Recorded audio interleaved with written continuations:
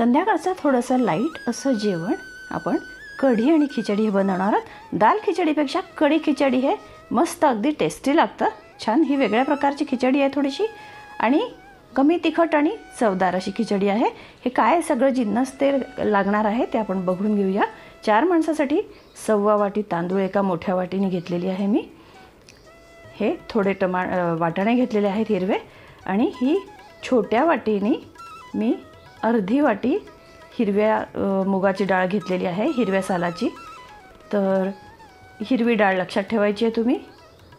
आणि ही भिजवून घेतलेली आहे मी तासभर आधी आणि एकदा पाणी पण काढून घेतलेलं होतं त्याचं। आता आपण लावताना त्याचं पाणी काढून घेणार आहोत।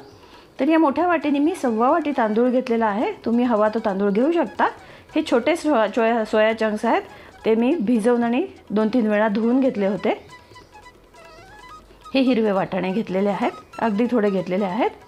हा लाल टोमॅटो चॉप करून घेतलेला आहे। 1-2-3 छोटे छोटे टोमॅटो चॉप करून घेतलेले होते मी। एक मोठा कांदा चॉप करून घेतलेला आहे। थोडासा घरातला माझा मसाला आणि गूळ आणि हळद तिखट मीठ आपण नेहमीचं आहेच आहे।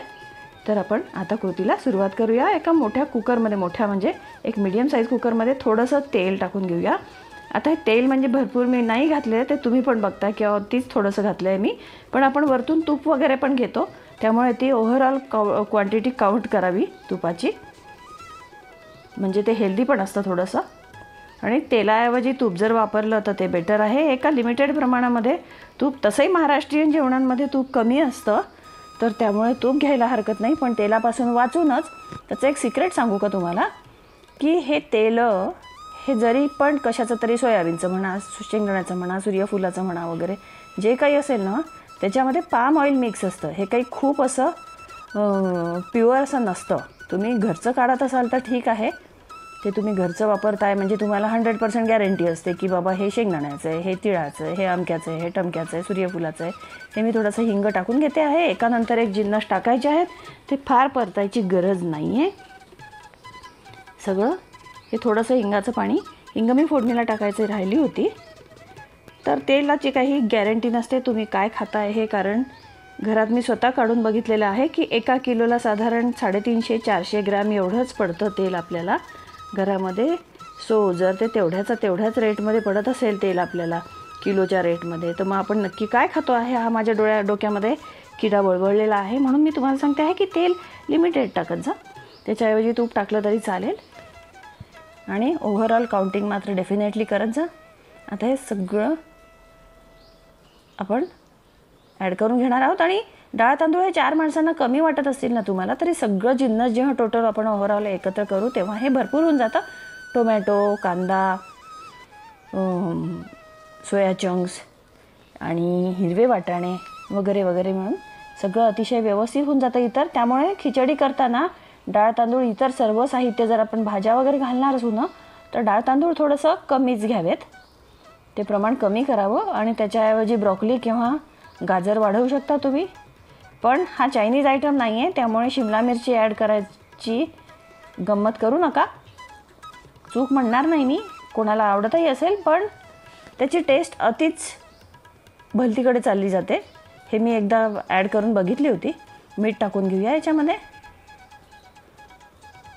तर शिमला मिरचीची टेस्ट खूप बाजूला घेऊन जाते तुम्हाला वस्तूला, तर त्यामुळे शिमला मिरची ॲड करताना साधारण जर चायनीज पदार्थ वगैरे असतील, चायनीज भात आहे किंवा त्या टाईपचं, आता आपण चंक्सही ॲड करून घेऊया आणि याच्यामध्ये छानपैकी पाणी मिसळू। सगळं जिन्नस मी टाकून घेतलेलं आहे याच्यामध्ये घेतलेलं। आणि आता आपण पाणी टाकूया याच्यामध्ये। पाणी बेताने वाढवायचं आहे मोजमापून जेमतेम, कारण सर्व जिन्नस हे ओलंच आहे। टोमॅटो ओले असतात, कांदा ओला असतो, सोया चंक्सही भिजलेले आहेत। शिवाय डाळ तांदूळ हे आपण तासभर भिजवूनच घेतलेले आहे। आणि आणखीन एक महत्त्वाची टीप आहे की जर तुरीची डाळ वगैरे घातलेली असली, आता हे होईपर्यंत तुम्ही सबस्क्राईब करून घ्या मला थोडंसं चॅनलला।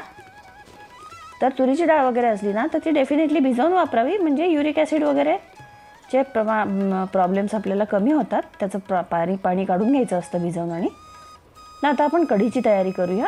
हे मी दही घेतलेलं आहे आणि त्याच्यावर बेसन टाकून घेतलेलं आहे। दही घरीच लावलेलं होतं मी, तर त्याच्यात थोडंसं बेसन टाकून घेतलं आहे आणि हे आपण मीठ त्याच्यामध्ये ॲड करणार आहोत. मीठ पण घेतलेलं आहे मी, ते खडे आहेत 2-3. आणि या खरडमध्ये मी थोडीशी मिरची आणि लसूण घेतलेली आहे. ह्याच्यामध्ये ओवा आणि 5-6 लवंगा घेतल्या आहे. हे फोडणीचं सामान आहे. आणि हे तूप. आता हे बेसन आणि दही आणि मीठ मी फेटून घेणार आहे थोडंसं. बस या संध्याकाळच्या कढीच्या जिन्नस एवढ्याच आहे. ही माझी कढी संध्याकाळची म्हणून फेवरेट आहे. सकाळची ती पिवळी आपली आलं बिलं किसून टाकलेली असते ती वेगळी. आता हे थोडंसं ठेचून घ्यायचं आहे, अगदी थोडं ठेचून घ्यायचं आहे. बारीक काही आपल्याला कूट करायचं नाही आहे, कारण मिरची फ्लेवर सोडते. ती एकदा ठेचली गेली की उभी स्लीट करून घेतली की. आता हे बघा, मी तुम्हाला व्हिडिओ तो स्किप केलेला आहे. उगीच काही लांब व्हावं म्हणून व्हिडिओ तो दाखवला नाही आहे. सगळं सामान तुपामध्ये फोडणीला घालून घ्यावं आणि कढी त्याच्यामध्ये सगळं जिन्नस एकत्र करून घ्यावं. फोडणी घालून दाखवण्यात काही पॉईंट नव्हता. आता ही कढी छानपैकी उकळू द्यायची आहे.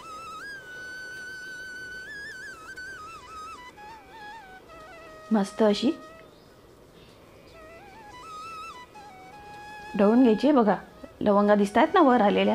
याचा एक सुंदर, अतिशय सुंदर फ्लेवर येतो. म्हणजे काय सांगू मी तुम्हाला, तो तुम्ही करून दाखवाल, करून बघाल तेव्हाच तुम्हाला तो तुपावरती ओवा आणि लवंग आणि लसूण आणि हिरवी मिरची फोडणीला घालताना आलेला जो फ्लेवर नाकात जाईल तुमच्या, तो अप्रतिम. तो तुम्ही करून जेव्हा बघाल ना तेव्हाच समजेल तुम्हाला की मी ही कढी कशी केलेली आहे. कढी झालेली आहे. आता आपण जेवण वाढायला घेऊया आणि मस्तपैकी याच्यात ना छानसा सुगंध पण येतो आहे. ते चंक्स सगळे वर आलेले आहेत, वाटाणे, टोमॅटो, सोया चंक्स वगैरे. आणि ही 2-3 लोणची मी पानात वाढून घेतलेली आहे आणि कढी पण घेणार आहे त्यामध्ये वाढून. हे फर्स्ट क्लास असं संध्याकाळी पटकन होतं हे जेवण. आणि मग साधारण 1 डिश मील किंवा पोळी भाजी वरण भात वगैरे करण्याची काही गरज नाही आहे. पोळ्या आरामात तुम्ही स्किप करू शकता. याच्यामध्ये पोळ्या करण्याची काही गरजच नाही आहे. याच्यावरती मी कढीवर थोडंसं मस्त तूप टाकून घेते आहे. ज्याच्या त्याच्या आवडीनुसार ज्याने त्याने आडव्या हाताने तूप टाकून घ्यायचं आहे. छान, काहीही फरक पडत नाही. तूप भरपूर खायचं आहे, गावरान तूप, कारण गुडघ्यांसाठी वगैरे ते चांगलं वंगण असतं. सो हे बघा, मस्तपैकी ही खिचडीचं दर्शन आणि जेवण. तोंडाला पाणी सुटलं आहे ना खरं म्हणजे, की अगदी गरमागरम असं जेवण कोणालाही जर कुठल्याही वेळेला मिळालं, इव्हन संध्याकाळचं जेवण नाही म्हणत आहे तरी पण पाणी सुटल्याशिवाय राहणार नाही तोंडाला. हा दाल खिचडीपेक्षा एक बेटर आयटम आहे. दाल खिचडी म्हणजे काय, बरेच वेळा काय म्हणजे ठीक आहे, दाल खिचडी पण फेवरेट आयटम असतो, पण हा सुद्धा तुम्ही करून बघा. आणि चॅनलला सबस्क्राईब करायला मात्र विसरू नका. असेच आपण भेटत राहू.